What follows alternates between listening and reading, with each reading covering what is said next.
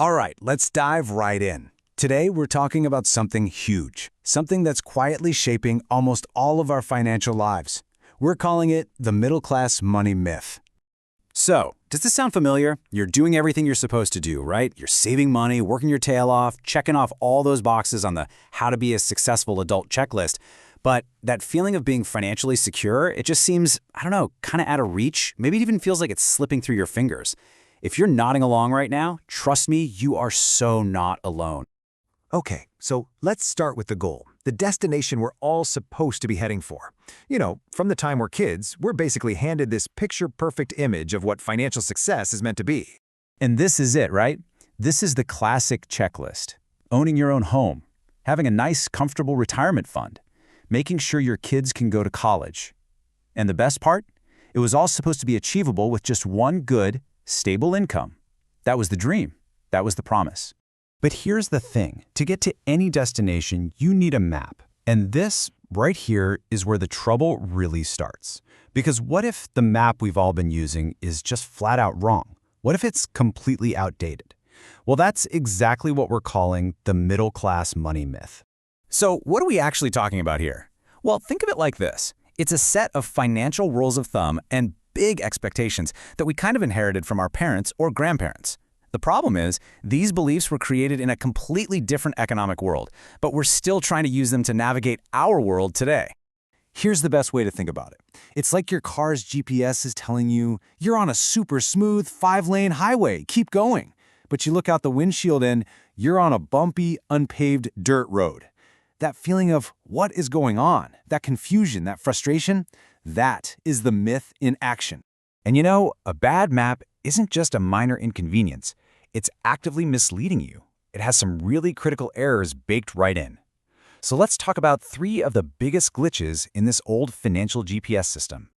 Okay, we're going to break down the 3 main ways this map is messing with us. First, there's the stability disconnect. Second, the illusion of safety. And third, something called relative deprivation. All right, first up, the stability disconnect. The old map, the promise, was that one solid income was enough to raise a family. But today's reality? For so many people, even 2 incomes barely feels like enough. It's like you're just treading water. The map promised a reliable safety net, but what do we actually have? This constant low-grade fear that you're just one big expense away from a total crisis? Okay, glitch number 2, the illusion of safety. This is a big one. The myth tells you that if you're middle class, you're safe, you're protected from financial disaster. But the map, our GPS, it just doesn't account for the potholes in today's world. It promises this perfectly safe highway, but offers 0 protection, no roadside assistance for when you get a flat tire. And that's the scary part, isn't it?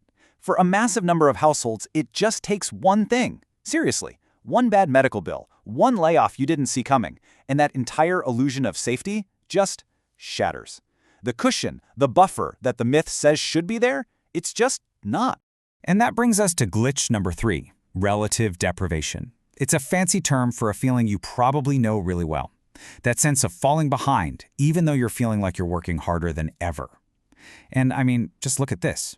Your wages might be going up a little bit, sure, but the cost of the big stuff, the actual building blocks of a middle-class life, like a house, healthcare, getting an education, those costs have just exploded. It's like you're on a treadmill and someone else keeps cranking up the speed.